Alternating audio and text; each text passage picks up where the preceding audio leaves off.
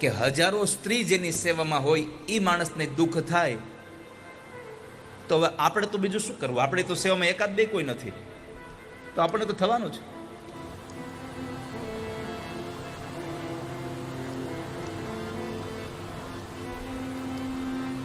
તો બધા લોકોને આશ્ચર્ય હતું, એટલે મને પણ આશ્ચર્ય થયું કે લાવ જરા જોવા દે છે શું.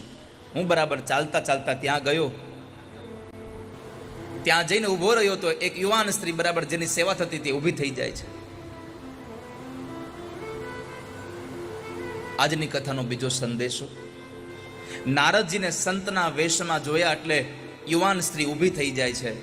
આ કથા આપણને સંદેશો આપે છે કે પૂજનીય વ્યક્તિઓ જ્યારે આપણી મધ્યમાં આવે ત્યારે આપણે આપણી જગ્યાએ ઊભા થઈને એનું સન્માન કરવું જોઈએ. આપણે બેઠું ન રહેવું જોઈએ. સવારમાં ભગવાન આવે છે ત્યારે તમે જુઓ સંગીતના ઉપાસકો હું આવું એના પહેલા બેઠા હોય છે.